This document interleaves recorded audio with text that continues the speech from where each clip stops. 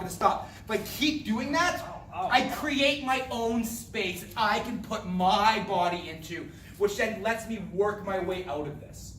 So don't think of this as, right? That's not what we're doing. We're looking at it as more of a way to treat this more like a can opener than anything else. If I'm in a lot of trouble, I'm overwhelmed, I'm just opening the can by hurting them. So, target one we're going to play with is the throat, because it's very accessible. The thing I don't want you to do right now is to add power to it.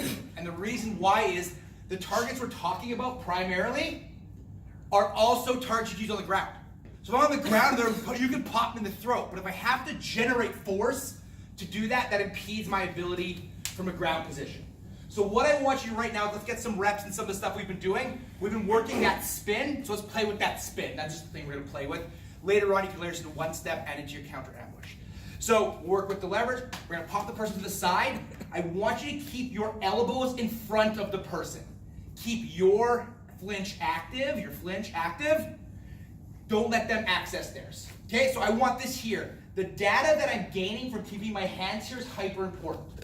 Grapplers seem like dark wizards at black belt level because their sensitivity is trained so strong, right? Touch is your fastest sense. It requires the least amount of data.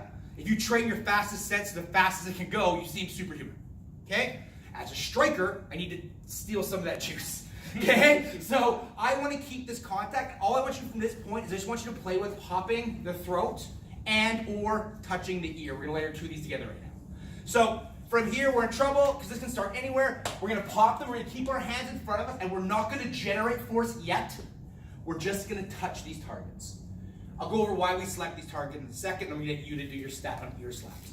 Okay? But I want you to understand the reason we're picking these is they're low work. This is not a body built on hard work. It's a body built on efficiency, right? So as I'm in this position, I want to make sure these shots aren't I don't want to work here. This should seem easy, like Terry said. So bang and bang. Just get used to playing with this. Don't systemize it. Don't do reps. Just get beside the person and see what this feels like. See what this feels like. It is kind of play. The only caveat is keep your elbows in front of you in case they break bad. You have the ability to create distance and escape. Something I can feel that you might not be able to see on this side or you might not be able to see at all while you're doing this is he's in constant contact with me, right? So when he's coming to my throat, he's getting information from my body with that other hand. Yes. And vice versa, he brings this one back before he goes to that ear so that he has that constant contact. So even if he couldn't see, he can feel where I'm at. That's a great point. And then we're going to talk about the structure add in a second. Go!